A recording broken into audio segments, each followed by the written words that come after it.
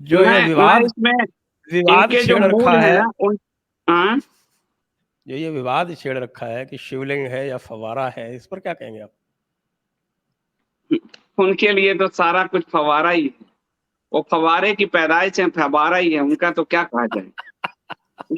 उनके तो मतलब वो तो साफ दिख रहा है कि ऊपर जो सीमेंट बना के फव्वारा बनाने का प्रयास किया गया है, सीमेंट, और जो उसकी विशालता है, मैंने तो कभी ऐसी फव्वारे देखे नहीं। इतने के इतना फव्वारे, और इतना फव्वारे विशाल देखे तो बेस नहीं फव्वारे देखा को तो होगा छुपा आपने। क्यों रखे हो? फव्वारे को छुपा क्यों रखे हो? फव्वारे को तो आप फव्वारा होने देते उस वजू खाना में। और जब उस फव्वारे को छुपाने के लिए सुप्रीम कोर्ट क्यों भाग रहे हो पागलों की तरह? फव्वारा दिखा दो। सुप्रीम कोर्ट जा रहे हो, कहां-कहां दौड़ रहे हो, हाई कोर्ट भाग रहे हो, सुप्रीम कोर्ट को कह रहे हो कि बंद कराइए ये, क्यों कर रहे हो? फव्वारा दिखाओ, ये तो और सुंदर बात है। फाउंटेन तो दिखाते मेला में हम, क्यों नहीं दिखा रहे फाउंटेन? ये सबसे बड़ी समस्या है कि ये पूरी इनकी पूरी बुनियाद ही झूठ पे टिकी है। पूरा बुनियाद झूठ पे है, इसलिए पूरी जिंदगी इनकी झूठ पे चलती है। ये जो लोग भी हैं, ये आज इनका पूरा जो है एक एक इंटरप्ट करूंगा आपको, आज का किस्सा सुनाता हूँ आज का आपको। मैं देख रहा था इस पे हम डिबेट, इससे पहले मैं इस किस्से को सुनाऊं, सबसे अनुरोध है कि कृपया व्हाट्सएप और सुपर चैट दोनों के माध्यम से आप प्रश्न पूछ सकते हैं, अवश्य पूछें। तो इस पे भी है, नाविका कुमार डिबेट ले रही थी टाइम्स नाउ पे, तो उस पे एक वो मौलाना साजिद रशीदी है ना, और ये कई सारे जो हैं बार बार क्लेम करते हैं, मैं भी इसको कई बार रिफ्यूट करता हूँ कि राम मंदिर वाले जजमेंट में तो उन्होंने मान लिया कि यहाँ पर तो मंदिर था ही नहीं, कोई मंदिर नहीं तोड़ा गया। तो उस पे डॉक्टर आनंद रंगनाथन ने कहा कि मैं जजमेंट पढ़ के सुना देता हूँ। तो वो साजिद रशीदी खड़ा हो गया कि आप मेरे को बात नहीं करने दे रहे हैं, आप ये नहीं करने दे रहे हैं, वो नहीं करने दे रहे हैं, डिबेट छोड़ के चला गया। उसको इतना भी नहीं हुआ कि भाई हम तुमको पढ़ के सुना रहे हैं कि है कि नहीं है, इसमें ये लिखा हुआ है, तो तुम गलत बोल रहे हो ना, नहीं सुनेगा उसको। मक्कार तो, है, वो मक्कार है। तो वही आप वाली बात जो है जी। अब आगे चले। तो मैं एक बात कहता हूँ कि कैसे उनके जो, मैं एक कोट कर रहा हूँ, आप तो आपने तो इस्लाम पे आपका ज्यादा अध्ययन है, फिर भी मैं कोट कर दे रहा हूँ। पैगंबर मोहम्मद के जो चाचा थे, उमर बिन हश्याम, क्या नाम था उनका, वो एक बहुत अरबी कवि थे, बहुत बड़े अरबी कवि थे। और उनकी एक अरबी कविता, एक ग्रंथ है, उसका नाम है सरुल ओल काव्य, सरुल ओल है उसका। उसमें वो लिखते क्या हैं आप देखिएगा, मतलब लंबी कविता है उसका, एक एक मैं पद पढ़ देता हूँ कि अब अरबी मुझे आता नहीं, लेकिन मैं पढ़ने की कोशिश कर रहा हूँ। वह आहा लोहा अजहू अरा मीमन महादेव ओ मनोजेल इल्मुद्दीने मनहूम ओ सैयदतरू। यानी वो कह रहे हैं, इसका हिंदी अर्थ है कि एक बार भी सच्चे हृदय से, इन लोगों को सुना रहा हूं, एक बार भी सच्चे हृदय से महादेव का नाम ले लो, पूजा कर लो, धर्म मार्ग में उच्च से उच्च पद प्राप्त कर दोगे। जो अपने चाचा की नहीं माने वो हमारी क्यों मानेगा? आप तो कह रहे थे समझा सकते हैं कैसे, जो चाचा की नहीं माने तो हमारी कैसे मानेंगे? और चाचा वो कह तो रहे महादेव को अगर उस उच्च उच्च पद को प्राप्त कर लो, महादेव को अगर तुम उसका ध्यान कर लो तो तुम तर जाओगे। और वो तड़ रहे हैं, उसी की पूजा कर रहे हैं वहां। वो हमसे बड़े मूर्ति पूजक हैं। हमने किसी के गले नहीं काटे किसी किताब के लिए, वो हमसे बड़े मूर्ति पूजक हैं। हमने किसी के गले नहीं काटे, हमारे रामकृष्ण को किसी ने गाली दे दिया, उनके पैगाम लाने वाले के लिए वो गले काटते फिर रहे हैं, वो हमसे बड़े मूर्ति पूजक। लेकिन सवाल यही है कि ये सवाल कोई उठाता नहीं है कि भाई मूर्ति पूजा नहीं है तो तुमको मस्जिद क्यों चाहिए? मूर्ति पूजा नहीं है तुमको तो ये, हमारे मुस्लिम प्रोफेसर थे, वो पढ़ाते थे कि इस्लाम को कभी किसी चीज की जरूरत नहीं है। सोशियोलॉजी में पढ़ाते थे कि वो सड़क पर भी बैठ जाएगा तो नमाज अदा हो जाएगा, ट्रेन में भी बैठ जाएगा नमाज हो जाएगा, अदा हो जाएगा। मस्जिद क्यों चाहिए भाई? किस लिए चाहिए? ये तो सबसे बड़ी मूर्ति है, मूर्ति प्रतीक ही तो है, तो मस्जिद प्रतीक है उसकी। हज जाते क्यों? ये सवाल आप इनसे नहीं कर सकते क्योंकि ये सवाल से भागते, इसलिए छुड़ा लिए घूम रहे हैं। इसलिए आप इनसे सवाल नहीं कर सकते, ये अपने चाचा की नहीं सुने तो हमारी आपकी क्या सुनेंगे?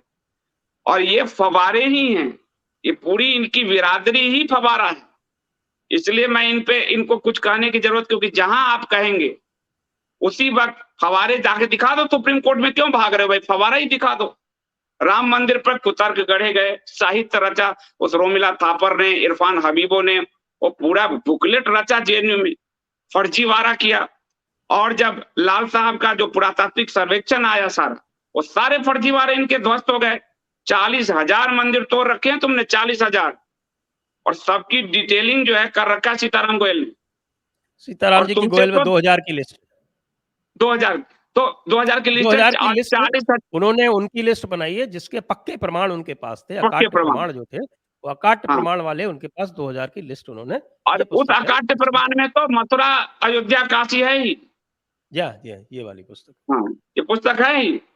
ये वॉल्यूम तो 1 में उसकी।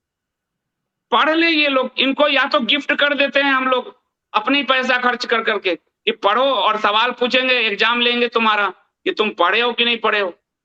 क्योंकि ये और कुछ पढ़ना नहीं चाहते। इनकी सबसे बड़ी दिक्कत ये है कि जब मुझे आप एक कमरे में बंद कर देंगे, या अपनी पुरानी कहानी आती है कूपमंडू, कुएं के मेढक से आप समुद्र नापने की क्या आशा कर सकते हैं। वो स्थिति है इनकी, इनके फुहारे ही चलाने दीजिए, छोड़ दीजिए। राजीव जी, हमारे यहाँ तो एक व्याध गीता भी है, आपको ध्यान है? महाभारत में प्रसंग आता है। तो एक व्याध जो है, वो एक ऋषि थे, उनको कुछ अहंकार हो गया था और उनको अंततः व्याध के उपदेश से उनको ज्ञान आया, मुक्ति मिली। और उससे उनको मुक्ति मिली। तो हमारे यहाँ तो व्याध भी, और यदि आपको ध्यान हो, संदीप जी को तो निश्चित ध्यान होगा कि वो शंकराचार्य जी और जो चांडाल वाली जो कथा है, कथा मनीषा पंचकम, जो मनीषा पंचकम है उसका, तो वो जो है वो एक, मुझे लगता है महानतम काव्य में से है वो।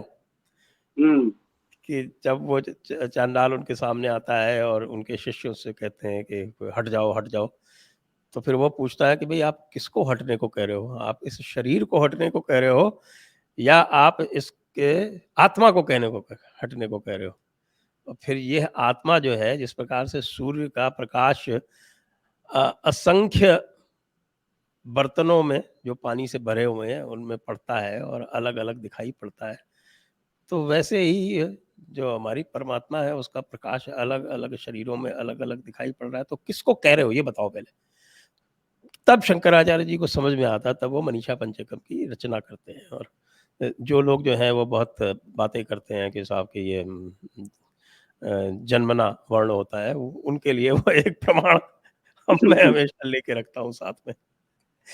तो हमारे यहाँ तो ज्ञान किसी से भी लिया जा सकता है, लेकिन जो हमारे जो पंचमक्कार तत्व हैं, वो पंचमक्कार तत्व में तो ज्ञान केवल ऊपर से नीचे ही बहता है। जो एंटाइटलमेंट वाली जो एक अवस्था है, उस एंटाइटलमेंट अवस्था को आप एक मानसिक विकार मानते हैं कि एक पावर गेम मानते हैं, कैसे देखते हैं उसको?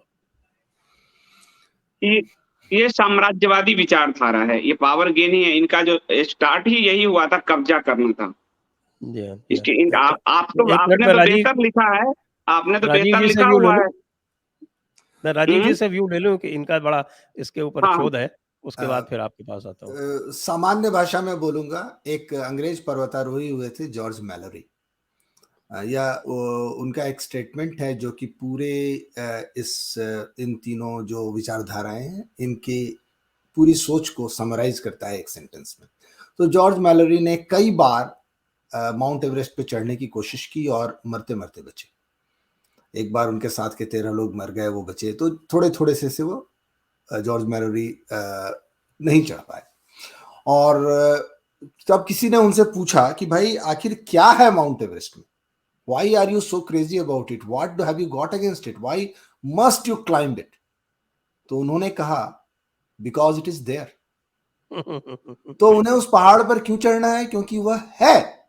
तो जो सबसे ऊंची चोटी है उस पर चढ़ना है। तो इस्लाम, क्रिश्चियनिटी, कम्युनिज्म, ये जो विचारधाराएं हैं, जो प्रीडेटर विचारधाराएं हैं, उनके लिए सभ्यता का माउंट एवरेस्ट हम है, हिंदू धर्म है। उन्हें इसे कंकर करना है। क्यों कंकर करना है? कोई दुश्मनी है? नहीं, बिकॉज इट इज देयर। तो जब तक इन्होंने हिंदू धर्म को, हिंदू सभ्यता को कॉन्कर नहीं किया, वे अपनी सुपीरियोरिटी क्लेम नहीं कर सकते, और इसलिए इन्हें कॉन्कर करना है, बिकॉज वी आर देयर। और इसमें मंदिरों से क्या समस्या है, इसके बारे में मैंने अभी निकाला। मेरा आपके इतना अध्ययन नहीं है सर कुरान का, लेकिन EnglishTafsir.com मैं रेफरेंस दे रहा हूँ। मौलाना मदूदी का जो तफसीर है, हाँ, मौलाना मदूदी की तफसीर है, बहुत मानक तफसीर है, बहुत क्रेडिबल है। कोई नहीं कह सकता किसी संघी ने उसमें जोड़ घटाव किया है। कुरान की सूरा 9 आयत 120, 9:120, उसमें उसकी इंग्लिश ट्रांसलेशन में पढ़ूंगा।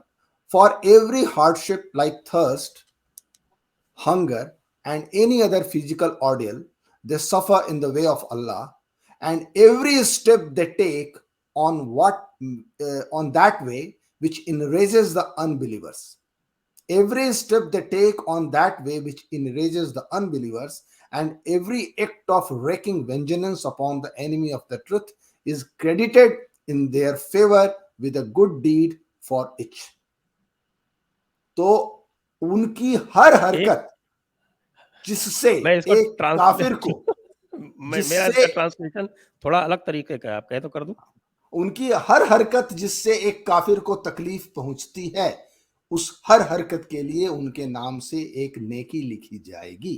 बिल्कुल। तो यह सारी लड़ाई जो है वह इस अंधविश्वास की है कि अगर वे हमें कष्ट पहुंचाते हैं, अगर वे हमारे खिलाफ लड़ते हैं, अगर वे हमें मारते हैं, अगर वे हमारे मंदिरों को तोड़ते हैं, ऐसा कोई भी काम करते हैं जिससे हमारे आस्था को चोट पहुंचती है, हमें दुख होता है, तो उनके नाम एक नेकी लिखी जाएगी। तो यह जो पूरी लड़ाई है इस्लाम की, ये 9:120 में जो निहित सुपरस्टिशन है, यह उसकी उपज है। जी हाँ, संदीप जी आप कह रहे थे साम्राज्यवाद। मैं तो इन सबको साम्राज्यवादी विचारधारा कहता हूं कि कब्जा करना है इनको। आप उस समय देखिए खिलाफत जो खलीफा के नेतृत्व में पूरा जो बना, कहाँ स्पेन तक सब पूरी दुनिया रौंद दिए, ये भारत में आके ठहर गए और भारत इनको जीतना है हर हालत में। तो इनकी जो अब किसी भी धर्म के साथ कोई मजहब के साथ कोई खिलाफत यानी साम्राज्यवादी विचारधारा, राज्य की विचारधारा जुड़ गई हो, राज्य के जरिए सबको रौंदना। आप देखिए पर्सिया को कैसे रौंद दिया इन्होंने, मिस्र, मेसोपोटामिया सब रौंद, स्पेन सब रौंद दिया इन्होंने। तो इनको अपने ये तीनों जो चारों विचारधारा है, इस्लाम हो, ईसाइयत हो या फिर ये मार्क्सवादी, ये भी समाजवादी विचार, साम्राज्यवादी विचारधारा है, इनको भी रौंदना था एक समय। अब वो सोवियत संघ ढहा तो फिर वो लोग, इनको भी रौंदना था, ईसाइयत को रौंदना था। वो तो गोवा का आपको उदाहरण है, पूरी दुनिया को रौंदना था और अपने मजहब का प्रचार करना था। तो वास्तव में इनको शासन करना, रूल करना है। और इनको एक बड़ा अहंकार है कि ये सबसे सभ्य लोग हैं, दुनिया को इनको शिक्षित करना है। कहेंगे 2500 पैगंबर से पहले का जो पूरा अरब वो अंधकार में डूबा हुआ था, ये प्रकाश ले आए। उस प्रकाश से आप देख लीजिए कि रेगिस्तान ही रहा, उस प्रकाश से क्या बना पता नहीं। तो ये सीधा सा थॉट है, ये साम्राज्यवादी, इनको साम्राज्य कब्जा करना है। और भारत में 700-800 साल जो भी इन्होंने दिल्ली और आसपास जो भी कब्जा किया, इनके दिमाग में एक बात बैठ गया कि अब इनका शासन होगा, लेकिन वो हो नहीं पाया अभी भी। तो उनको ये लगता है कि ये हम जीत नहीं पाएंगे, इसलिए इनको आप देखिए ISIS का भी देखिएगा खुरासन मॉडल निकल आता है, फिर वो हिंदू उसका सारा मॉडल अभी भी, वो चाहे तालिबान हो, ISI हो, तो वो उनके लिए हिंदुस्तान एक ऐसा चीज है जहां उनको अपनी हार दिखती है, जहां वो हार गए। और इसीलिए उस हार को जीत बदलने में को जीत में बदलने का वो लगातार प्रयास कर रहे हैं। एक प्रयास पाकिस्तान के रूप में उनको मिला था, लेकिन वो फिर डिस्ट्रॉय हो रहा है। उनके पूरे पराजय की वो सबसे बड़ा वो मनरेगा है, आप समझ लीजिए। तो पाकिस्तान, तो वो उनके अंदर कुलबुला रहा है और वो बार बार हिंदुस्तान में प्रयास करते हैं।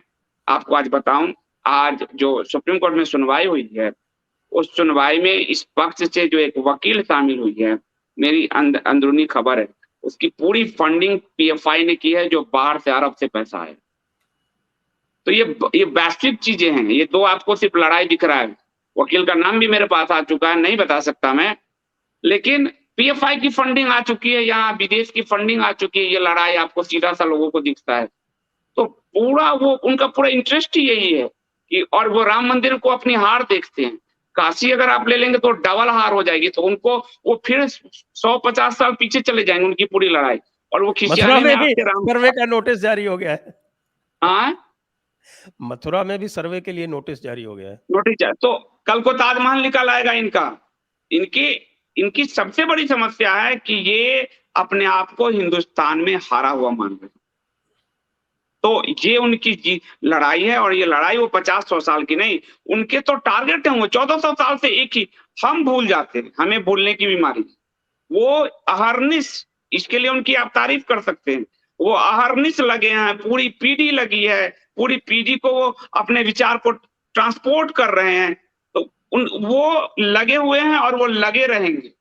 भारत के हिंदुओं के साथ दिक्कत है, जो नहीं समझ पा रहे।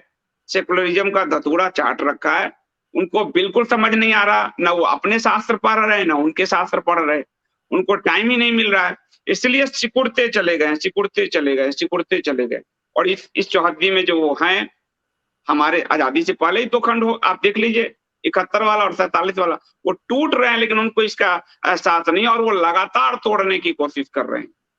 तो ये पूरी साम्राज्यवादी लड़ाई है, और इनके थॉट प्रोसेस में है कि जब तक एक भी मूर्ति पूजक है, काफिर है, इनकी कयामत तो आएगी नहीं। कल वो कह रहा था कयामत तक आएगी, वो ओवैसी, मैंने उसको लिख दिया, तेरी कयामत कभी नहीं आएगी, कोई ना कोई मूर्ति पूजक बचा ही रहेगा, मर जाएगा यहीं, लाश से सड़ते सड़ते तुम्हारे यहीं रह जाओगे। कोई वहां पैरवी करने नहीं जाएगा कि कयामत में उठोगे और वो वहां पर वकालत होगा, और ये अच्छा किया, ये बुरा हुआ, कुछ ना होने वाला है। मूर्ति पूजक यही रहेगा, और तुम कयामत के इंतजार में मर जाओगे। तेरे दादा परदादा भी मर गए, ऑपरेशन पोलो में तुम्हारे दादा परदादा भी गए, और तुम भी जाओगे।